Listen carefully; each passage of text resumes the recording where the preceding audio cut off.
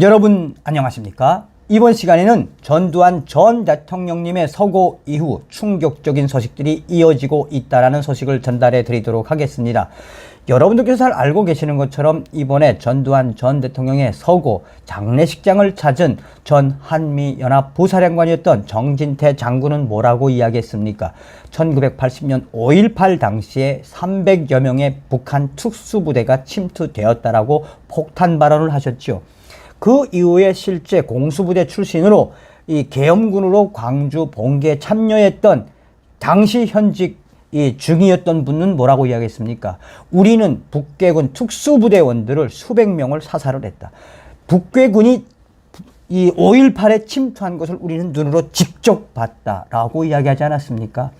전두환 전 대통령의 서고가 우리에게 주는 의미는 무엇일까요? 잘 알고 있는 것처럼 이 광주 5.18 사태에서 우리가 그토록 공적 조사 5.18 명단, 유공자 명단 까를 외치는 게 무엇이겠습니까? 한때 안종거 씨가 얼마나 5.18 유공자 명단을 까라고 성토했습니까?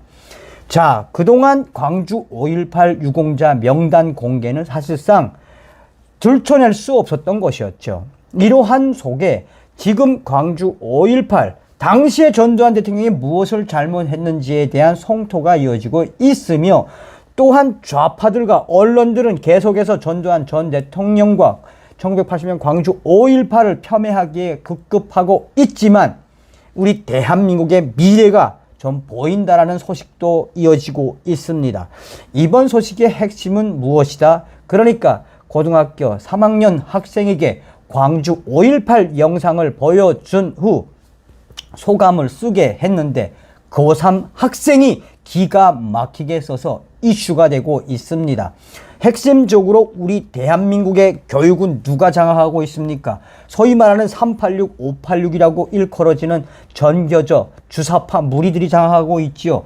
대한민국의 역사적 사관을 폄훼하다 못해 우리 학생들에게 불온 사상, 붉은 사상을 불어넣기에 바쁜 전교조가 알려주지 않는 이 대한민국 역사와 또 이승만 대통령, 나아가서는 박정희 대통령과 또 이명박 대통령, 박근혜 대통령, 대한민국을 우뚝 세운 대한민국의 근대사를 우리 젊은 친구들과 학생들은 어디에서 배우고 있습니까?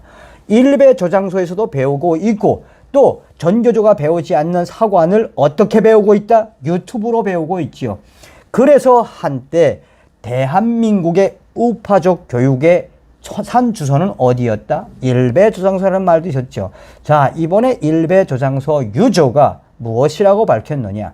그 전에 화두가 되었던 5.18 관련 영상을 본 고3 학생이 어떤 글을 남겼는지 성토하며 그야말로 대한민국의 미래는 아직까지도 밝다라고 전하고 있습니다. 또한 전두환 전 대통령이 남기신 유산, 그러니까 전두환 대통령은 왜 5.18 유족들과 1980년 5.18 그 관련자들에게 왜 사과를 하지 않았겠습니까? 그것은 전두환 전 대통령이 이야기하셨던 것처럼 1980년 5.18 광주 봉기는 무장을 들고 일어난 하나의 폭동이다. 그러 폭동이니 계엄군이 진압하지 않을 수가 없었지 않겠습니까? 그래서 이 전두환 전 대통령께서는 끝까지 사과를 하지 않으셨다라고 강조했지요. 이에 대해 이 좌점 언론들과 또 주사파 무리들은 끝까지 전두환 전 대통령이 사과를 하지 않고 이 생을 마감했다고 지랄발광했죠. 어찌되었든 대한민국 전교조들이 가르쳐주지 않는 대한민국의 근대사와 사관을 배우고 있는 우리 학생들, 고로 대한민국의 2030 청년들이 얼마나 많이 깨우치고 있습니까? 여러분들께서 잘 알고 계시는 것처럼 이번 4월 7일 재보궐선거에서 오세훈 시장을 지지한 대한민국 2030 세대들의 본질은 무엇입니까? 그러니까 당시에 박근혜 전 대통령 시절에 탄핵에 촛불을 들고 나왔던 2030 세대들이 문재인 주사파 정권의 4년을 지켜보니 한마디로 이것은 도둑놈들의 소굴이었죠. 자, 이러한 현상에서 우리 국민의힘도 좀 신경을 써야 하며 또 우파 오피니언 리더들도 신경을 써야 하며 나아가서는 대한민국의 우파의 지도자들이 지금이라도 우리 대한민국의 젊은이들에게 왜 우파가 되어야 하는지 그 교육의 중요성도 이 정책적으로 강조해야 합니다. 그 소식이 바로 오늘 소식의 핵심이다 하겠습니다. 올해 굉장히 센세이션을 일으켰던 블로그가 있었죠. 5.18 위견을 묻는 과제에 고3 학생이 제출한 답변. 고3에게 5.18 영상을 보여주고 위견을 물었더니 5.18 위견을 묻는 그 학생은 뭐라고 이야기했다? 고3학년이 제출한 답변. 경찰서 무기고 털어서 중무장한 사실은 쏙 빼놓고 이런 감성팔이 영상만 보여주면서 학생들 선동하는 게 옳습니까? 세계 어느 나라에서도 무기를 들고 일어난 시위는 폭동으로 칭합니다. 시위대가 버스, 돌진 등으로 군경을 깔아 죽이고 그런 와중에 군이 발포하여 사망자가 발생하자 방송국에 불 지르고 경찰서 털어서 중무장하고 장갑차 끌고 다니고 이게 민주화 운동입니까? 이런 개인의 관점조차 국가가 나서서 처벌하는 5.18 특별법이 옳다고 생각합니까? 정말 당당하다면 5.18 유공자 명단을 공개해야 한다고 생각합니다. 정부에서 왜 자꾸 숨기는지 모르겠습니다.